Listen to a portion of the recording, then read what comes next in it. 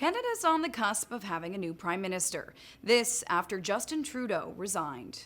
I intend to resign as party leader, as prime minister, after the party selects its next leader through a robust, nationwide, competitive process. The words on January 6th marked a new era in Canadian politics. Now the countdown to pick his replacement begins. Here's everything you need to know about the Liberal leadership race. January 6th has made headlines before with the storming of the Capitol in the U.S. Look at this. These protesters are inside Statuary Hall right now. You see the statues. This is a moment I never saw in my life. That was in 2021. Now the year is 2025, and north of the border from the U.S. Capitol, Canada, amidst its own political uncertainty, Parliament prorogued till March, this following Trudeau's resignation. Ministers and premiers scrambling to manage threats from U.S. President Donald Trump, all of this during a federal election year. So I think Canada is going to be a very serious contender to be our 51st state. Now, Liberal Party members are heading to their polls to pick a new leader. But before we break down the leadership race, let's talk about how Trudeau's Liberal Party got here. The best place to start? Well, it's got to be the rise and fall of Justin himself. Canada's 23rd Prime Minister was first elected party leader in 2013, then to Canada's top job in 2015. The Trudeau political story didn't begin here. In some circles, the Trudeau name is like political royalty. Why? Justin Trudeau got his big claim to fame, his big break, because of his father. Well, Justin's father, Pierre Trudeau, was Canada's 15th Prime Minister, elected in 1968 and then again in 1980.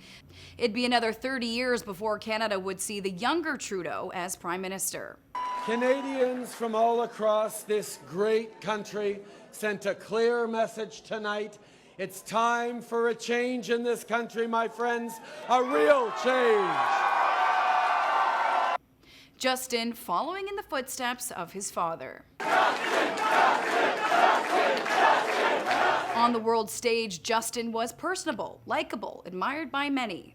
I will say, big moment, finally something Trump and I can agree on. Justin Trudeau looking good. We're back with the Prime Minister of Canada, Justin Trudeau.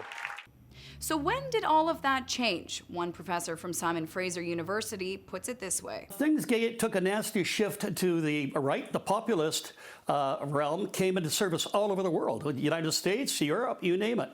The office of President of the United States. That's when things began to unwind for Trudeau. It's been a decade now since Justin Trudeau was elected Prime Minister. His earlier ascent met with more and more pressure from the public and his party to step aside, just months out from a federal election. You see, for months, members from within the party had been calling for Trudeau's resignation. 2024 was the major shift. Our Ottawa correspondent Glenn McGregor describes the downfall. Where things really started to sour was back in June of last year in that by-election in Parkdale High Park in Toronto. It was supposed to be a safe Liberal riding. They lost that seat, and it was a real shock to, I think, a lot of Liberals to lose a seat in the Toronto safehold. Another blow came with the Liberals losing another by-election, this time in Montreal, the Bloc Québécois winning in LaSalle et Marverdun. The loss of the longtime Liberal seat sounded alarm bells. And it made it clear that there was a real problem with the Liberal brand. See, for months, federal Liberal Party members have been calling for the Liberal leader to resign. Those calls intensified towards the end of 2024, with most members of his caucus asking him to quit. Here's our political correspondent Glenn McGregor on the fallout. Trudeau had faced an uprising in his caucus, a group of MPs all calling on him to step down. And it seems he would be done for good after the resignation of former Deputy Prime Minister and Finance Minister Chrystia Freeland. Well, I think the nail in the coffin, the last straw, if you will, was Freeland's decision to resign on the day she was supposed to deliver the fall economic statement. But Justin still hung on, much to the dismay of the public and his party. So what was the nail in the coffin that led to Trudeau's now famous January 6th resignation? At such a key point, I think it was just impossible then for him to stay on. And, had Trudeau tried to stay, I think, any longer, he would not, the caucus would have absolutely revolted. The writing was on the wall. Polls have been suggesting a conservative government up next, led by Pierre Poilievre, giving Liberals no other way forward. If they want a chance at winning the next federal election, they'll need a new leader. Which brings us here. On March 9th, registered members of the Liberal Party will pick their next leader and effectively their next prime minister. The entries are in, and today we're looking at candidates for the top job, not only in the party, but also the country. The candidates in the Liberal leadership contention: former House Leader Karina Gould, former MP Frank Baylis, former Trudeau Cabinet Minister Chrystia Freeland, and economist Mark Carney, with Freeland and Carney considered the frontrunners. So who are they, and what makes these candidates primed for Canada's top job? All right, let's start with Freeland, a former journalist who entered politics in 2013 as an MP, rising through the ranks in Trudeau's government and eventually becoming Deputy Prime Minister and Finance Minister. Why is Freeland a strong contender? Well, there's this. What are the bona fides for Freeland? Hey, she is a seasoned good old warhorse. She has already gone up against Trump. Trump has described Freeland as toxic. Now, according to our marketing guy, coming from Trump, that's a compliment. Best line I ever liked, quote from Trump, he said about Freeland, "That woman is toxic."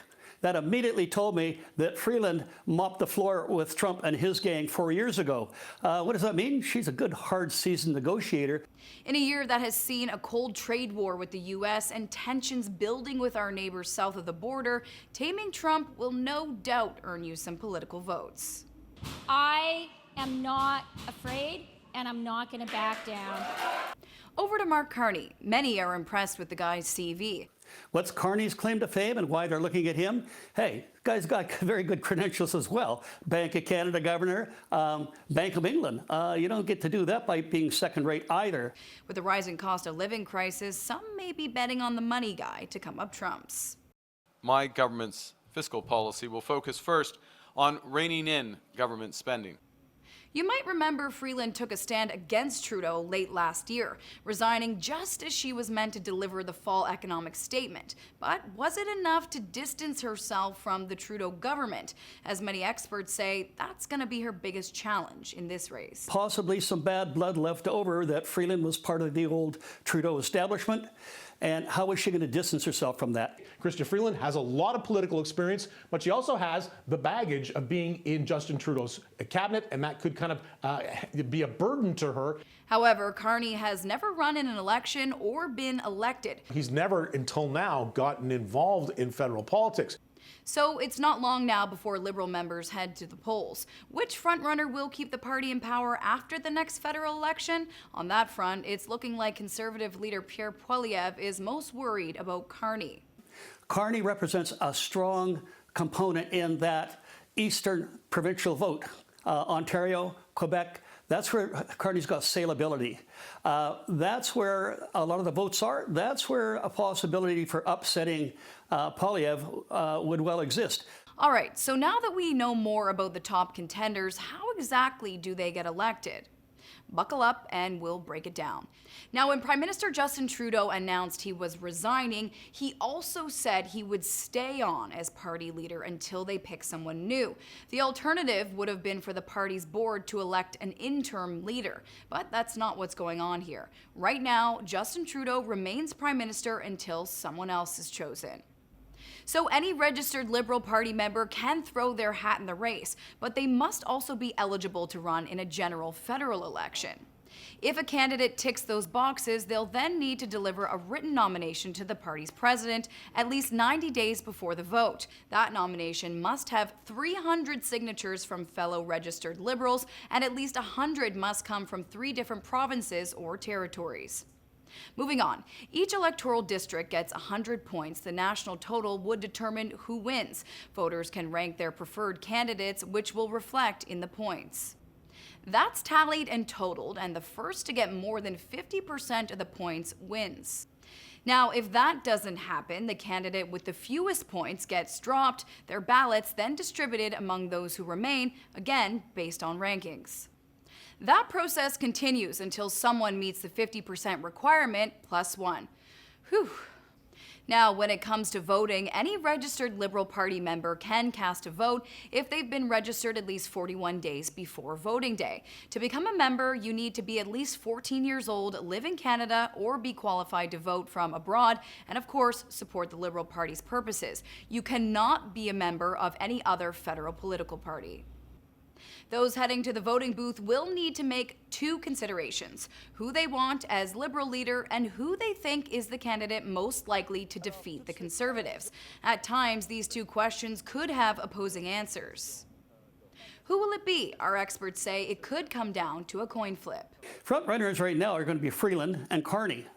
Trying to figure out which horse is going to win is, frankly, a tough one. Whoever it is, they'll need to hit the ground running. Given the minority government, a spring federal election is likely, and that means whoever wins the race is about to face another one, this time against opposing parties. With months, perhaps even only weeks to campaign.